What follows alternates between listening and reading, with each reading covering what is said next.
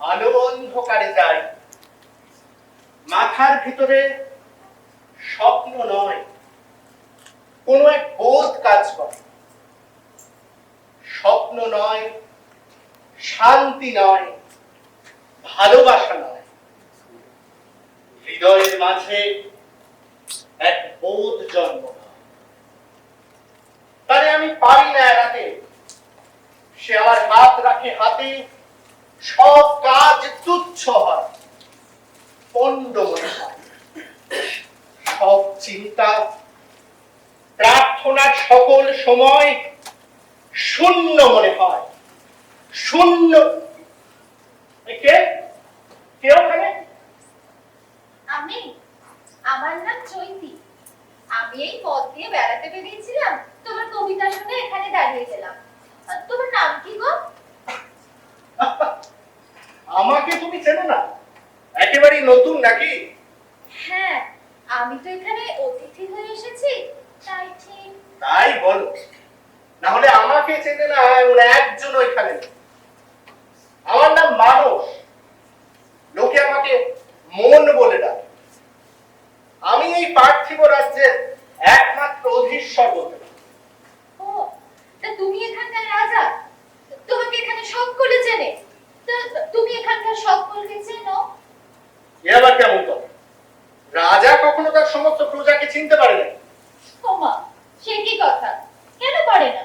আর রাজা প্রজার চেনাচেনি জানাজানি যদি দুতরফা না হয়, তাহলে প্রজারা রাজাকে মানবেই বা কি করে? আর সত্যিকারের শ্রদ্ধা সম্মান দেবেই বা কিভাবে? কি সব আজে বাজে কথা বলছো? তুমি জানো এখানে সবাই আমার কথা মতো চলে। আমি যখন যা চিন্তা করি সেই অনুযায়ী প্রত্যেকে কাজ করে। ও, তা তুমি চাইলে এখানে সকলকে নিয়ন্ত্রণ করতে পারো? 100 বার পারি। আচ্ছা, তা বেশ, আমি তো কদিন আছি এখানে, সময় এলেই দেখতে পাবো। তোমার সাথে কথা বলে আমার বেশ লাগছে। আমি এখানটা একটু বসবো? বসবে? অবশ্য, কিন্তু আমি বিশেষ সময় কিন্তু দিতে পারবো। প্রচন্ড ব্যস্ততা আছে আমার, সব সময় থাকে যদি। তা এত ব্যস্ত তুমি? কি কাজ গো তোমার? কিছুই তো জানো না দেখছি। ওই যে বললাম, আমি চিন্তা না করলে এখানে কোনো কিছুই এগোয় না। আর এই চিন্তা, কল্পনা, পরিকল্পনা, বিশ্লেষণ এসবই আমার প্রধান কাজ। আর আমি এই কাজগুলো সুষ্ঠুভাবে সম্পন্ন করি বলেই এই জগৎ এগিয়ে চলে। চোখ খুলে এই গোটা পৃথিবীর চারপাশে যা কিছু দেখছো, বলতে পারো তা এক হিসেবে আমারই সৃষ্টি। আমি চিন্তা করি, তাই আমি আছি। এরা আছে, আমার এই জগৎ আছে। তুমি সত্যি মনে করো এই সমস্ত কিছু তুমি স্বাধীনভাবে পরিচালনা করছো? এই শোনো, তখন থেকে তুমি এমন একটা অবিশ্বাস নিয়ে কথা বলছো যেন আমার এই সমস্ত ধারণা ভ্রান্ত। ভ্রান্তই তো। তাই? যদি তাই হবে তাহলে এখানকার রাজাটা কে শুনি? এটা কার জগৎ? তোমার? না, আমারও না। এই বিশ্ব ব্রহ্মাণ্ড যিনি সৃষ্টি করেছেন, এই সেই পরমেশ্বরেরই জগৎ। তোমার এই সমস্ত তাজ্জব কথা শুনে আমি হাসবো না কাঁদবো ভেবে পাচ্ছি। আচ্ছা বেশ, তর্কের খাতিরে না হয় একবার মেনে নিলাম এটা তোমার ওই কি ঈশ্বর না পরমেশ্বর কি বললে তার জন্য। কিন্তু তাই যদি হবে তাহলে এখানে তাকে দেখা যায় না কেন? যিনি নাকি এ জগতের সর্বময় কর্তা, তাকে যদি দেখতেই না পেলাম তাহলে মানব কোন যুক্তিতে বলতে পারো? চাইলেই তো তাকে দেখতে পেতে পারো বন্ধু, কিন্তু তুমি যে তোমারই তৈরি করা কটা মাত্র সংকীর্ণ যুক্তি বুদ্ধি দিয়ে নিজের চোখ ঢেকে রেখেছো। তিনি মাতৃরূপে স্বয়ং এই মনোজগতে নেমে এসেছেন একে অমরত্ব উত্তীর্ণ করতে। তবু তাকে অনুভব করতে পারছে না? একবার নিজের ছোট বৃত্ত থেকে কি বললে? ছোট বৃত্ত? আমার এই বিশাল সাম্রাজ্যকে তোমার ছোট বৃত্ত বলে মনে হচ্ছে? দোহাই, তোমার কি যেন নাম বলেছিলে? চৈতি। হ্যাঁ চৈতি, ক্ষমা করবে চৈতি, তোমার সাথে আমার কথা বলাই ভুল, অকারণ সময়। এমনিতে অজস্র কাজ করে আছে, তুমি না দয়া করে এবার এসো। বেশ, আজ বরং আমি আসি তবে। তবে তোমার সাথে আমার আবার দেখা হবে। আর একদিন তুমি নিজেই বুঝবে। ভাই যখন বুঝবো তখন বুঝবো, আপাতত অন্তত আমার একটু নিজের মতো থাকতে দাও। যত সব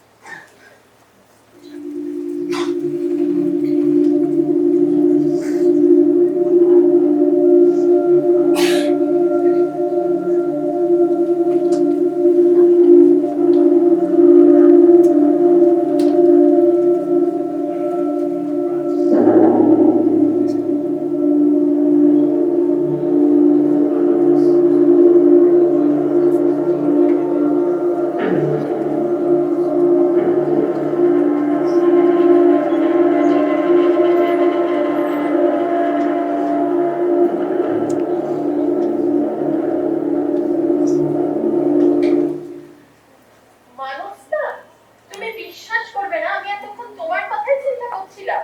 আমার কথা চিন্তা করছিলে? আমি তো দেখলাম তুমি এদিক ওদিক ঘুরে ঘুরে কিসব করছিলে।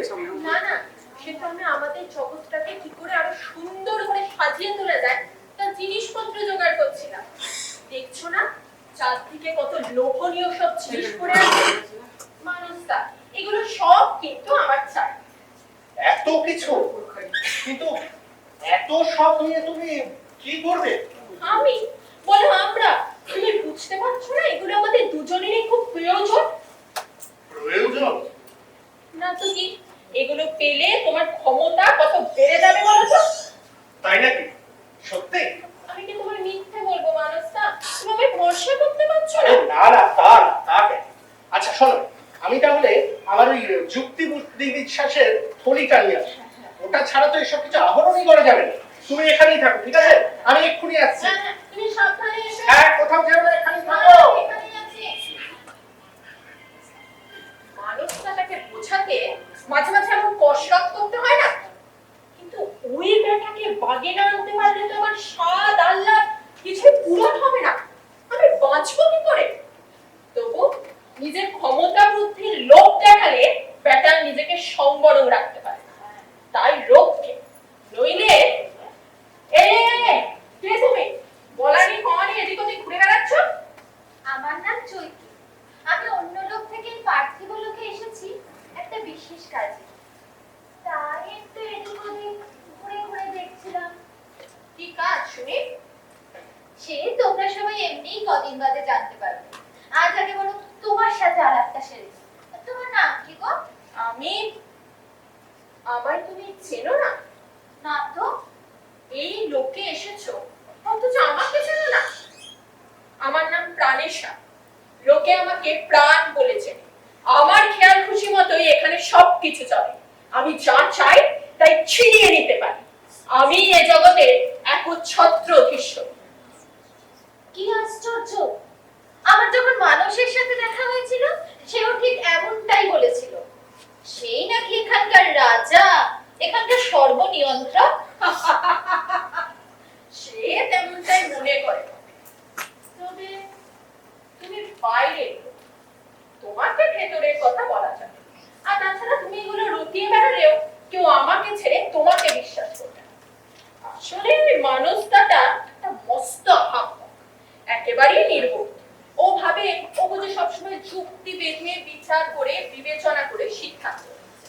ব্যাটা যে আসলে আমার অঙ্গুলি হেলনে নেচে চলেছে তা বুঝতেই পারে না। এই তো তুমি আসার একটুক্ষণ আগে এখানেই ছিল। ওই যে জিনিসগুলো দেখছো, ওগুলো দেখে আমার এমন লোভ লাগলো যে ব্যাটাকে বুঝিয়ে শুনিয়ে ওগুলো হাতিয়ে আনার জন্য পাঠালো। আরো গেল, প্রতিবাদ করলো না? ওই যে বললাম, আমাকে না করার সাধ্য মোটেও নেই। বেশ, তা না হয় বুঝলাম, কিন্তু তুমি এসব নিয়ে কি করো? তোমার কাজটাই বা কি? কাজ আমার বিস্তর, সমস্ত দিকে ছড়িয়ে আমার প্রতিপত্তি, বুঝলে? চারদিকে যত উত্তেজনা, উদ্দীপনা, লোভ, কামনা, বাসনা, দাবি দাওয়া দেখছো, এরা সব আমার সৈন্য সামর্থ্য। এদেরকে কাজে লাগিয়ে আমি আমার ইচ্ছে খুশি মতো চলি। বলতে পারো এটাই আমার কাজ। কি বলছো কি প্রাণেশা? এত অজ্ঞানতা নিয়ে তুমি আছো কেমন করে? পৃথিবীর সব সম্পদ আমার চাই, এটা তুমি অন্যায় নাকি বলছো? নিশ্চয়। আর তাছাড়া চাইলেই তো তুমি সব পাবে না। কেন পাবো না কেন? কারণ সৃষ্টির যা কিছু ঐশ্বর্য সে সব তো দিব্য জননী। তিনি যাকে যা দেন তার চেয়ে সেইটুকু নিয়ে সন্তুষ্ট থাকাই কাম্য। সন্তোষ কাপুরুষের, যে বীর সেই ইচ্ছে মতো সবকিছু অর্জন করে নেয়। আর এইসব বিভ্রান্তিমূলক যুক্তি তুমি মানুষকে শোনাও বুঝি? এই শোনো, আমি যা করি বেশ করি, তুমি তার ঠিক ভুল বিচার করার কে শুনি? আরে দিব্য জননী না কে বলছো সেই বা কে? ও সব কিছু বুঝিয়ে আনতে একটু দেরি। দিব্য জননী যে আমাদের মধুময়ী মা, এই বিশ্ব তরণীখানি তিনি তো গোপনে চালাচ্ছেন। এখানেও হাজির হয়েছে দেখছি। শুধু হাজির হয়নি গো মানুষটা, তুমি বিশ্বাস করতে পারবে না, সেই থেকে আমাকে কিছু অপমানজনক কথাবার্তা বলে চলেছে। বটে, আস্পর্ধা তো কম নয়। কি বলছিল কি? আমি বলছিলাম যে ওই দেখো এখানে দাঁড়িয়ে এখানকার অধীশ্বরের সামনে তার সবচেয়ে প্রিয় অনুচারিণীকে কি সব বলে অপমান করছে। তাই তো দেখছি। তোমরা বরং আগে ঠিক করে নাও এখানকার অধীশ্বরটা ঠিক তোমরা কে? কি বলতে কি চাইছে? ছাড়ো তো, পাগলের প্রলাপ যত। তুমি বুঝতে পারছো না ও আমাকে তোমার থেকে দূরে করে দিতে চাইছে? কি? তোমাকে আমার থেকে দূরে করে দিতে চাইছে? কখনো না। চলো তো, উটকো ঝামেলা যত। আমরা এসব ছেড়ে বরং নিজেদের কাজে চলো লাগি। চলো চলো চলো। সময় নষ্ট।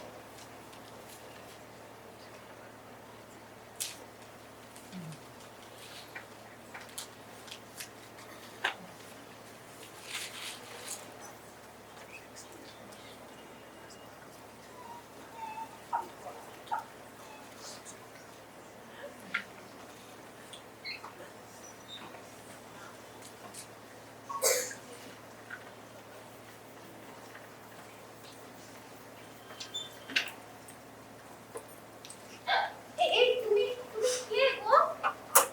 এখানে এরকম ভাবে শুয়ে আছো কেন? এই শুনছো? কি হয়েছে কি? কে আপনি? বিরক্ত করছেন কেন? আমি তোমাকে বিরক্ত করতে চাই? তুমি এখানে এরকম ভাবে পথ দিয়ে অসময়ে শুয়ে আছো আর তাই জিজ্ঞাসা করছিলাম তুমি ঠিক আছো তো? বাবা, ঠিক থাকবো না কেন? অধিকাংশ সময় আমি এভাবেই থাকি। সে কি গো? তোমার নাম কি? তোমার কোনো কাজকর্ম নেই? আমার নাম দেহতোষ। আমাকে আপনি চিনবেন না, কিন্তু আপনাকে দেখেও তো এখানকার কেউ বলে মনে হচ্ছে না। তবে যদি বলি শারীরিক প্রকৃতি, তাহলে হয়তো বুঝতে পারবেন। ও, তুমি তাহলে সেই শারীরিক প্রকৃতি? আগে হ্যাঁ, আমি সেই শারীরিক প্রকৃতি। এবার বলুন তো, আমার এতক্ষণ বিরক্ত করেছিলেন কেন? না না, আমি তোমাকে বিরক্ত করতে চাই, আমি এমনি তোমার কথা জানতে চাইছিলাম। তোমার কাজ কি গো? আমার কাজ মানব দাদা আর পানেশা দেবী, ওনারা আমাকে যা বলেন আমি সেই সবই কিছু করি, সেটাই আমার কাজ। বলতে পারেন আমি ওদের আজ্ঞা ভাব বৃত্ত। ভৃত্য? ভৃত্য হয়ে থাকতে তোমার ভালো লাগে? কষ্ট হয় না? কষ্ট? এতে কষ্টের কি আছে? এটাই আমার কাজ আর আমি এটাই করি।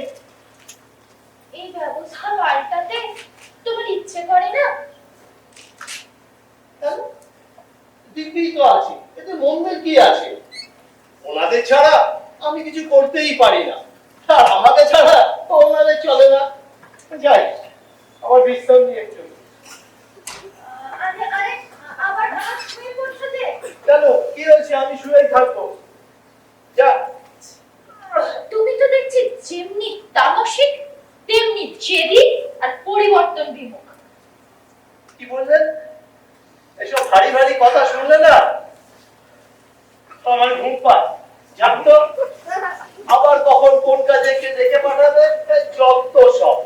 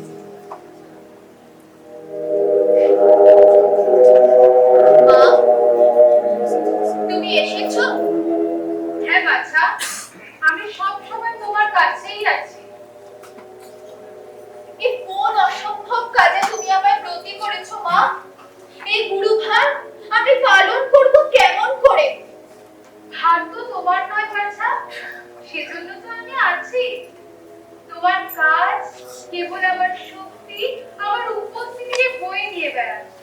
তুমি যে আমারই প্রকাশ। মা, যে পার্থিব লোকে তুমি নেমে এসেছো, সেখানে কেন এত তমিশ্রা, কেন এত অন্ধকার? এই অন্ধকারে আলোর রাজ্য প্রতিষ্ঠার জন্যই তো আমি এসেছি। মৃত্যুর, মিথ্যার, বেদনার জগতে আমি নামিয়ে আনতে এসেছি দিব্য জীবন, সত্য জ্যোতি, অমর আনন্দ। এদের এই অজ্ঞানতার কি পরিণতি মা? এরা কি কখনো আলোকিত হবে না? নিশ্চয়ই হবে। নতুন জগতের আবির্ভাব আসন্ন, তা নিয়তি নির্দিষ্ট। পৃথ্বী চেতনার ক্রমবিবর্তনে তা অনিবার্য। এরা বড় অসহায় মা। এরা জানে না এরা কি করছে। তুমি এদের কৃপা করো মা। সেজন্যই তো তোমাকে পাঠিয়েছি। তোমার মধ্যে দিয়ে ওরা আমারই স্পর্শ পাচ্ছে। ওদের অজ্ঞানতার বেড়াজাল ওদের অজান্তেই ধীরে ধীরে অপসারিত হচ্ছে। তুমি কোনো চিন্তা করো না। আচ্ছা মা, প্রণাম বন্ধুময়ী মা। আমার আশীর্বাদ সব সময় তোমার সঙ্গে আছে। ও রিভা। ও রিভা।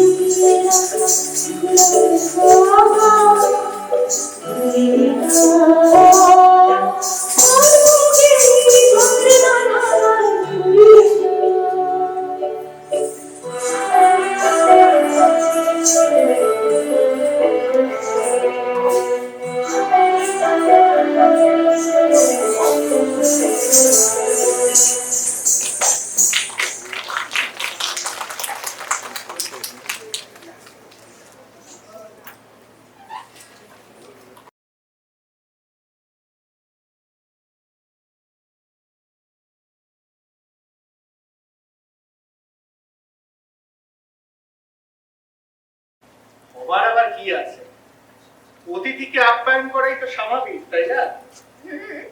কিন্তু সেটা নির্ভর করছে অতিথি বাঞ্ছিত না অবাঞ্ছিত তার উপর। আমার তো মনে হচ্ছে তুমি কোনো গুরুতর সমস্যায় পড়েছো। সত্যি করে বলো না। সত্যি বলতে গেলে হ্যাঁ, ফেলে দেবো আর খুবই ফেলে দেবো। সেই সমস্যার মূল কারণ কে জানো? কে? তুমি। আমি আমি আবার নতুন করে কি অপরাধ করলাম? নতুন করে কিছুই করনি। সেই প্রথম দিন থেকে যতবার দেখা হয়েছে এমন সব অযৌক্তিক কথাবার্তা বলো, সব জেনে শুনেও যেগুলোকে কেন জানি না ছুঁড়ে ফেলে দিতে পারি না। একলা মুহূর্তে তারা ঘুরে ঘুরে আসে। কাল রাতে একটা আশ্চর্য স্বপ্ন দেখলাম জানো? কি স্বপ্ন? দেখলাম আমি একটা বিশাল সমুদ্রে বিলীন হয়ে যাচ্ছি, অথচ আমার একটু ভয় করছে না। বাহ, সে তো খুব ভালো কথা। কিসের ভালো বলো তো? এটা একটা অস্বাভাবিক অযৌক্তিক ব্যাপার না? না, তা কেন হবে? তুমি যাই বলো চলি, আমার যে আজকাল কি হয়েছে নিজেকে নিজে ঠিক মতো চিনতে পারি না জানো। প্রাণেশার সাথে আর আগের মতো গল্প করতে পারি না, ওর কথাগুলো ঠিক মেনে নিতে পারি না। আচ্ছা, আমি এই সংশয়, এই অস্থিরতা থেকে কি কোনোদিন নিস্তার পাবো না? তোমার এই স্বপ্নের অর্থ তুমি জানো? না। এর অর্থ হলো তুমি ক্রমশ আরো উদার হচ্ছ, তুমি আরো উন্নত হচ্ছ, আরো বিস্তৃত হচ্ছ। ঊর্ধ্বে অন্তরে বিভিন্ন স্তরাবলীর সাথে তোমার সংযোগ স্থাপিত হচ্ছে। মানুষ ক্রমশ মায়ের আলোয় তুমি আলোকিত হয়ে উঠছো। তুমি কি বললে আমি তার বিন্দু বিসর্গ বুঝতে পারলাম না। বিভিন্ন স্তরাবলী মানে তুমি বলতে চাইছো আমার এই যুক্তি বুদ্ধির বাইরে আরো অনেক স্তর আছে? ওমা, সে কি কথা? কেন থাকবে না? তোমার এই জগৎ হলো সাধারণ মানুষ, এরপরে আছে উচ্চতর মানুষ, তারপরে জ্যোতির্ময় মানুষ, তারপরে আছে বোধি মানুষ, তার উপরে আছে অধি মানুষ, আর সবার উপরে আছে অতি মানুষ। এর মধ্যেও যে কত অজস্র খুঁটিনাটি স্তরাবলী আছে তার তো কোনো ইয়ত্তা নেই। তুমি শান্ত হও চরিতি, আমি আর পারছি না। আমার মনে হচ্ছে আমার চিন্তা ভাবনার যেন আর কোনো মূল্যই নেই। আমার আত্মবিশ্বাস কেমন ধূলিসাৎ হয়ে যাচ্ছে। আচ্ছা, আমি এই অস্থিরতা থেকে কি করে মুক্তি পাবো? আমি কি কোনোদিন মুক্তি পাবো না? কেন পাবে? নিশ্চয়ই পাবে। মা তো সেজন্যই মর্তলোকে নেমে এসেছেন। মায়ের আলোয় নিজেকে খুলে দাও, সমস্ত অন্ধকার কেটে যাবে, সমস্ত যন্ত্রণার অবসান হবে। নিজেকে কি করে খুলতে হয় আমি যে কিছুই জানি না। নিজেকে একটু না লুকিয়ে তাকে সহজভাবে সব খুলে বলো।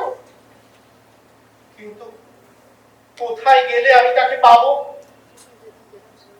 মা আমাদের প্রত্যেকের মধ্যে নিবিড় ভাবে মিশে আছেন।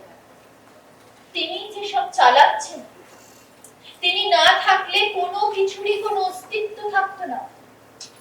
মাকে ডাক, মাকে ডাকলে তুমি তার সাড়া পাবে।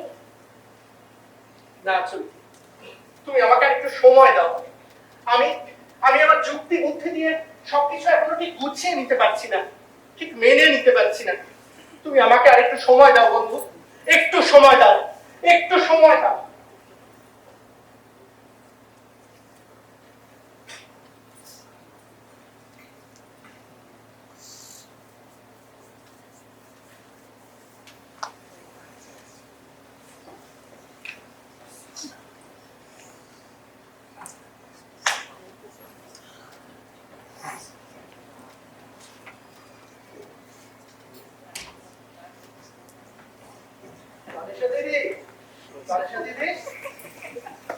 আমাকে ডেকেছিলেন? আরে আয় আয়, কেমন আছিস বল? ভালো। আপনি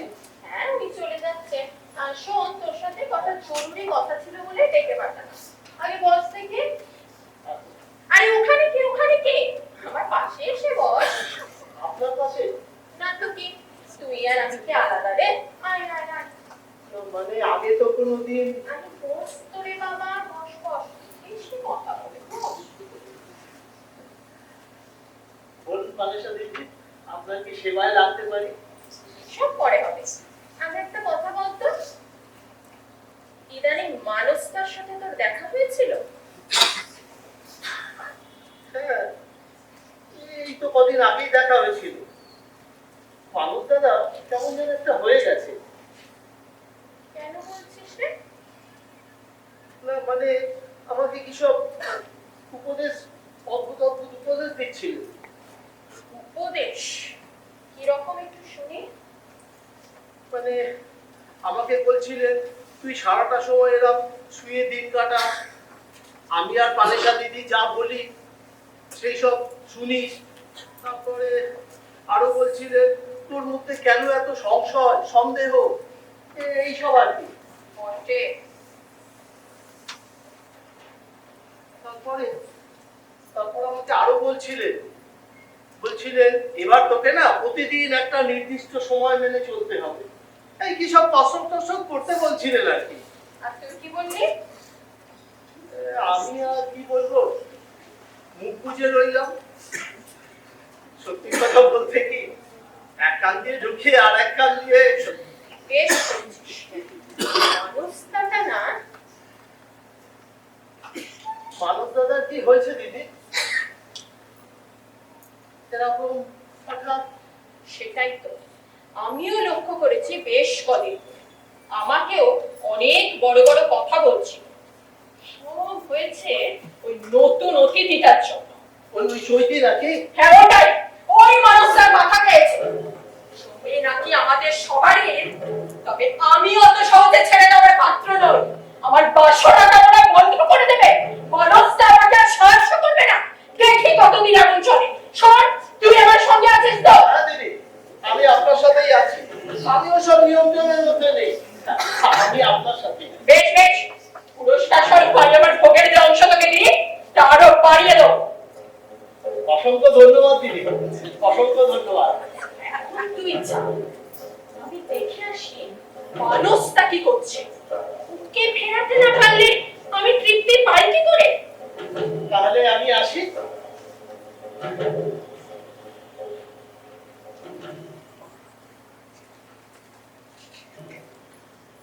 চৈতি, তুমি জানো না, লোকে আমাকে এমনি এমনি কুকুরের লেজ বলে না। আমায় বশ করা অত সহজ না।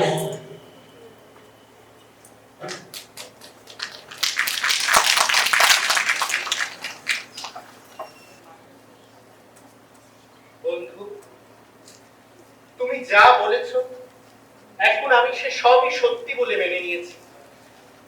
কিন্তু এই জ্ঞানের রাজ্য যে এমন বৃহৎ, এমন অসীম, আমার পক্ষে কি কখনো তা জানা সম্ভব হবে? কেন হবে? নিশ্চয়ই হবে। আমি যেমন ভাবে বললাম তুমি তেমন ভাবে শান্ত হয়ে স্থির হয়ে বসো, একটু নীরব হও, তাহলে সব জানতে পারবে। কিন্তু নীরব হব কেমন করে? আমার মাথার ভিতরে যে অজস্র চিন্তারা ভিড় করে আছে, তাদের সাথে প্রতিনিয়ত আমায় কথা বলতে হচ্ছে। ওদের থেকে নিজেকে আলাদা করার চেষ্টা করো। ওরা বহিরাগত, তোমার প্রকৃত সাথে নয়। এক কাজ করি, এসো, মাকে স্মরণ করো।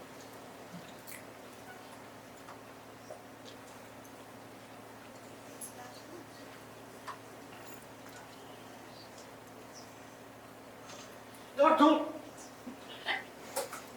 কি হলো আবার? কিচ্ছু হচ্ছে না চৈতি। যত নিজেকে শান্ত করা, স্থির করার চেষ্টা করছি, তত শত সহস্র চিন্তারা যে কোথা কোথা থেকে ধেয়ে আসছে। তোমাকে বললাম যে ওরা অমন ভাবেই বাইরে থেকে আসে। তুমি শান্ত হও। তুমি একবার ভেতরে চলে গেলে ওরা আর তোমাকে স্পর্শ করতে পারবে না। আমাকে দেখো, আর ভেঙে না পড়ে আবার মাকে রাখার চেষ্টা করো।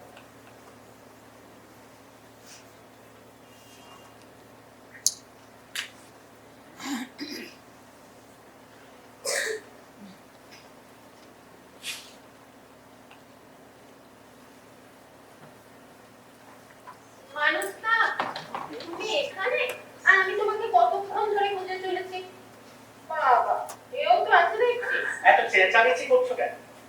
ওকে বিরক্ত করো না, যা বলার আছে আমাকে বলো। আরে ওকে বিরক্ত করতে আমার বই গেছে, ওর সাথে আমার কি বলো তো, তোমার সাথেই কথা ছিল। তো চলো না গো একটু ওদিকে বসি।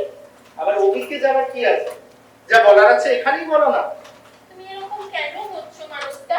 তুমি এরকম করলে আমি বাঁচবো কি করে বলো তো? কতদিন দুজনে সুন্দর সুন্দর জিনিসপত্র সংগ্রহ করতে বেরোয়নি। চলো না গো। দেখো প্রাণেশা, তোমাকে আমি আগের দিনই বলেছি, তোমার এই ভোগ বাসনা চরিতার্থতার কাজে আর আমাকে পাবে না। এতদিন অনেক ভুল করেছি, কিন্তু আজ আমি বুঝেছি তুমি আমি কেউ নয়, মাই সব। তিনি চাইলে আমাদের আলো দিতে পারেন, আমাদের শান্তি দিতে পারেন, আমাদের অজ্ঞানতা দূর করতে পারেন। আবার তোমার সে এক কথা, মা যদি সব পারে তবে তিনি আমার ভোগ বাসনা চরিতার্থ করতে পারেন না? যদি তা তিনি করেন তবে কি তুমি শান্তি পাবে? হ্যাঁ পাবো, 100 বার পাবো। পাবে না প্রাণেশা। পাবো না? তাহলে এতদিন এত তৃপ্তি আমি পাচ্ছি কোথা থেকে? পাচ্ছ না, আর পাচ্ছ না বলেই একটার পর একটা জিনিসের পিছনে অক্লান্ত ভাবে ছুটে চলেছ। চুপ করো, দয়া করে তুমি চুপ করো। তোমার এসব কথা শুনলে আমার ভেতরটা কেমন ছাড়খাড় হয়ে যায়, সব কেমন শূন্য হয়ে যায়। না না, আমাকে এক্ষুনি এখান থেকে চলে যেতে হবে। চারদিক থেকে কি যেন আমাকে ধরে নিতে আসছে, আমার সব সম্পদ। না না না।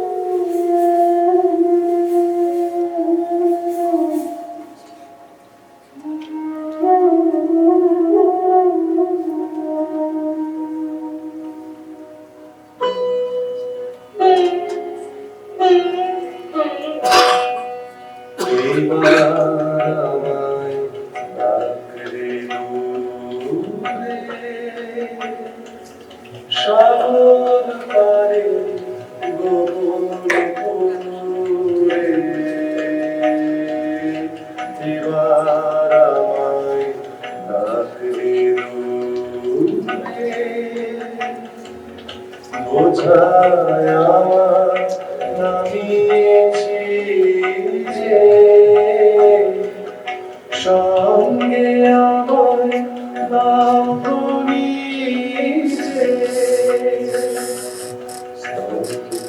রাতে স্নিগ্ধ সুধা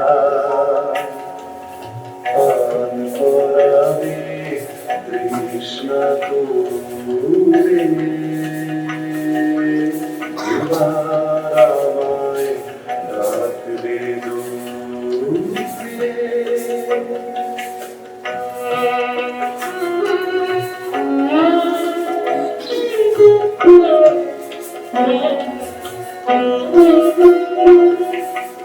আমার সন্ধ্যা ফুলের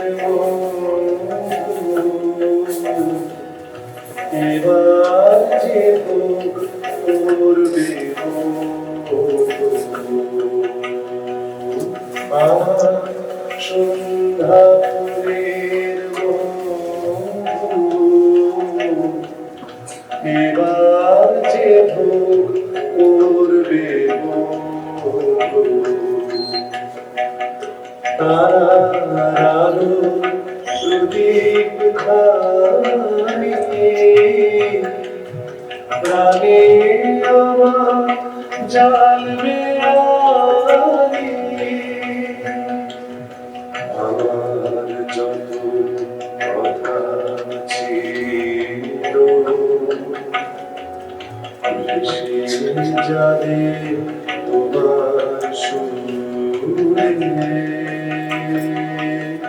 এবার আমায় ডাকলে দূরে সার পারে গুণপুরে এবার আমায় ডাকলে দূরে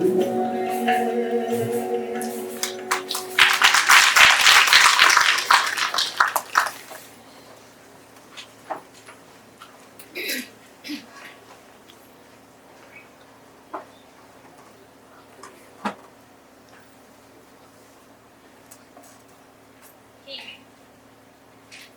মায়ের সাথে দেখা হলো? হ্যাঁ বলো।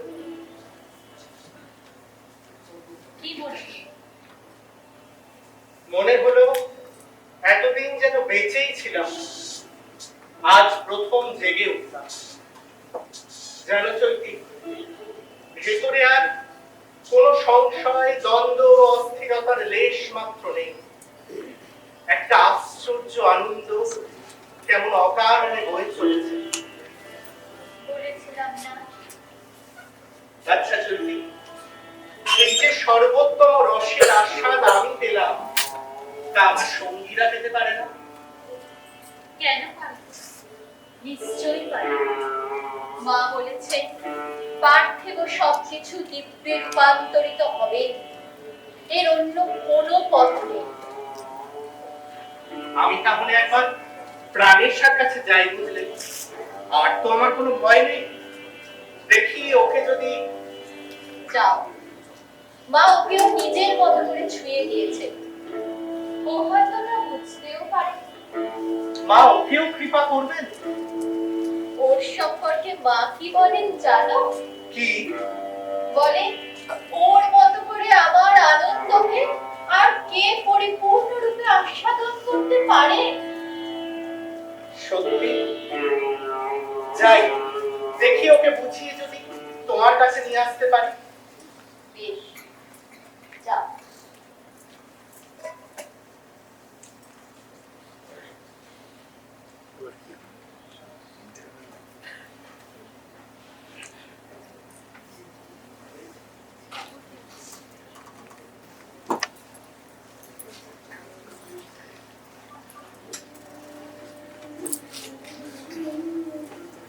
দেখি প্রাণেশ্বর, এমন অন্ধকারে বসে আছো কেন?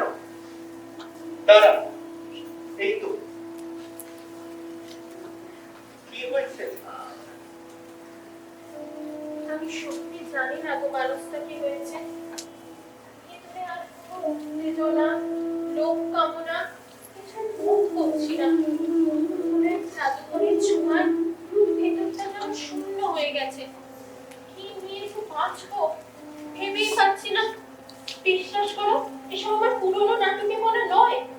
জানি প্রাণেশ্বর, আসলে মা তোমাকে আনন্দের নবরাজ্যে অভিষিক্তা করবেন বলে এই রাজ্য থেকে অব্যাহতি দিয়েছেন। কিন্তু আমি তো সেখানে যাবার পর জানি না মানুষটা। তুমি আমার সাথে চৈতির কাছে চলো, সেই তোমায় তোমার পথ দেবে। আমি তো তার সাথে কত খারাপ ব্যবহার করেছি, কোনোদিন তার কোনো কথা শুনিনি।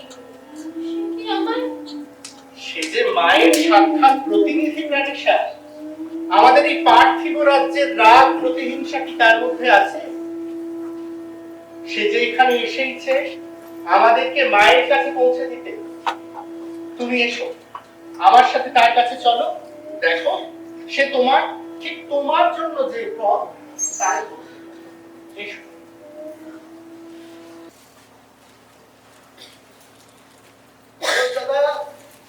মানুষ দাদা, মানুষ দাদা, কোথায় যে যায়? প্রাণেশ্বর দিদি, প্রাণেশ্বর দিদি, এরা কোথায় যে যায় কাউকেই তো দেখতে পাচ্ছি না।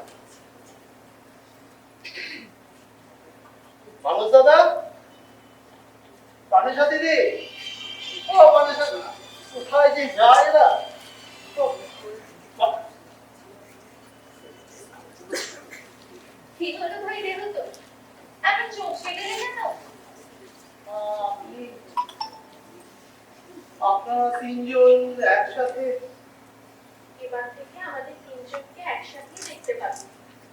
চৈতি আমাদের নেত্রী, আমরাও শিষ্যত্ব নিয়েছি। তাহলে আমি তোমাকে ছাড়া যে মায়ের কাজ পূর্ণতা পাবে না ভাই। মা, মাকে তোমাকে, আমাকে, আমাদের সকলকে যিনি সৃষ্টি করেছেন, যিনি জ্ঞাতে অজ্ঞাতে প্রতি মুহূর্তে আমাদের চালনা করছেন, তিনিই আমাদের মা। আমাকেও তোর আর আমাদের মধ্যে তো সত্যিই কোনো তফাৎ নেই। তাহলে তাহলে আমি মায়ের কাছে যাব কি করে? সহজ ভাবে তাকে ডাকো। তিনি যা চান সব সময় শুধু তাই করেন, ব্যাস তাহলেই হবে। এসো আমরা সবাই বরং মাকে স্মরণ করি।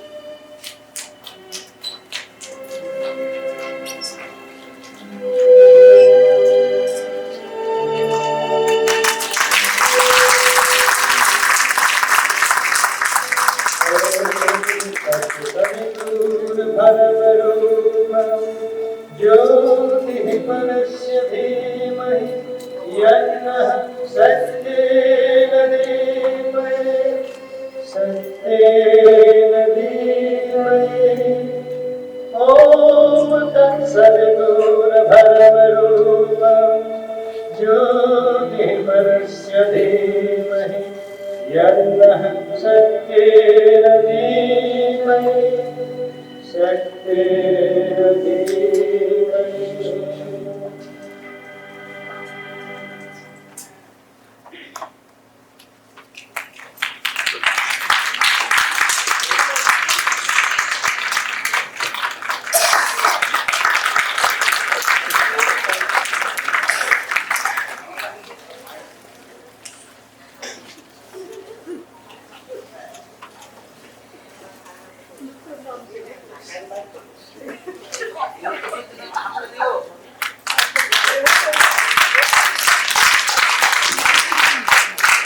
আপনাদের সকলকে অজস্র ধন্যবাদ। এই প্রখর গ্রীষ্মের দাবদাহে আপনারা এসেছেন, আমাদের সাথে থেকেছেন, সকলকে আন্তরিক ধন্যবাদ। আপনারা অনেক ধন্যবাদ, অনেক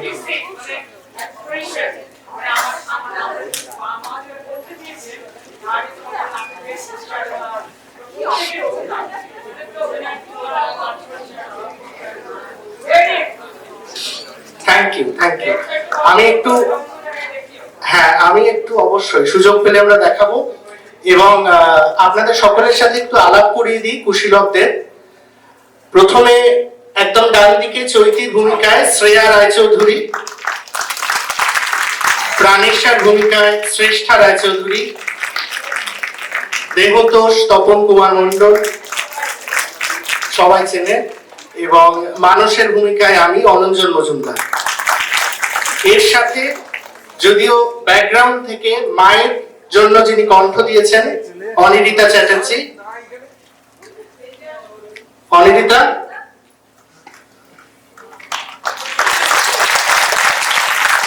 তার সাথে নাচের গোটা টিমকে ডেকে নেব, অনিয়েকের টিম।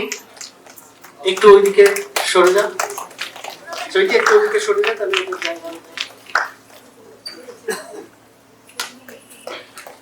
জোরে হাততালি ওদের জন্য।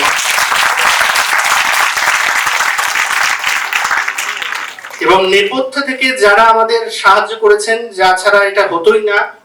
প্রথমে হচ্ছে মিউজিক অপারেটর শ্রেষ্ঠা মজুমদার, স্টেজে চলে আয়। এবং আলোতে মলয় মজুমদার আমাদের সাহায্য করেছেন মানিকদা এবং তাদের গোটা টিমের সাথে। মানিকদা এবং প্রত্যেককে অনেক ধন্যবাদ। আর সবার শেষে যাকে মঞ্চে ডেকে নেব, যিনি এই নাটকের মূল রচয়িতা, যাকে ছাড়া এইসব কিছুই হতো না, এবং এই গোটা অনুষ্ঠানের এক মূল উদ্যোক্তা, সন্দীপ মজুমদার।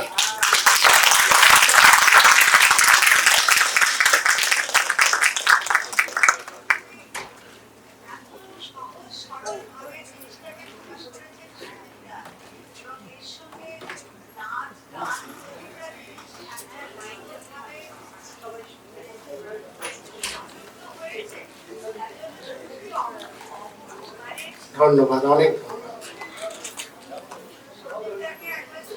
হ্যাঁ, ওনাকে ডেকে নেবো এবং ওনাকে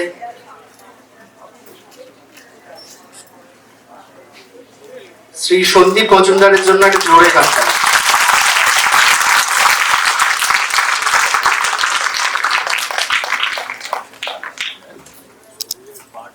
নমস্কার, আমার হৃদয়ের গভীর থেকে প্রথমে কৃতজ্ঞতা জানাই আপনাদের, কারণ আপনারা প্রতি বছরই প্রেরণা দেন। দ্বিতীয়ত ধরুন, যে কোনো একটা ভাব হয়তো আসতে পারে এবং সেখানে ভাবের সাথে ভাষার একটা সমন্বয় করে একটা প্রকাশও ঘটতে পারে। সেটা সাহিত্যের একটা দিক। তাতে কবিতা থাকতে পারে, উপন্যাস থাকতে পারে, নাটক থাকতে পারে, ছোট গল্প, বড় গল্প থাকতে পারে। কিন্তু নাটকের মূল বিষয় হচ্ছে নাটক খুব সরাসরি এবং খুব কম সময়ের মধ্যে মানুষের হৃদয়ের মধ্যে একটা স্থান নিয়ে নেয়, মানুষকে হৃদয়ের মধ্যে দিয়ে এমন মথিত করে দেয়, মানুষ বুঝতে পারে যে খুব অল্প সময় তার ভেতরের সত্তাগুলো কিরকম জীবন্ত হয়ে উঠল। কিন্তু সেটা করতে গেলে যে মুনশিয়ানার দরকার, যে প্রয়োগের দরকার, এর জন্যে আমি অনঞ্জন, শ্রেয়া, শ্রেষ্ঠা, তপন এবং আমার পাশে একবারে আমার সন্তান সম যেসব নৃত্যশিল্পীরা রয়েছেন, এরা খুবই বিখ্যাত। তারা আজকে এসে এই যে মঞ্চস্থ করে আমাদের হৃদয়কে মথিত করেছেন, এর জন্য আমি সকলের কাছে কৃতজ্ঞতা জানাই এবং আপনারা আমাদের যে সহযোগিতা করেছেন এর জন্য অসংখ্য ধন্যবাদ। আপনারা যাওয়ার সময় মায়ের প্রসাদ নিয়ে যাবেন। এইখানে অনুষ্ঠান আমরা শেষ করছি।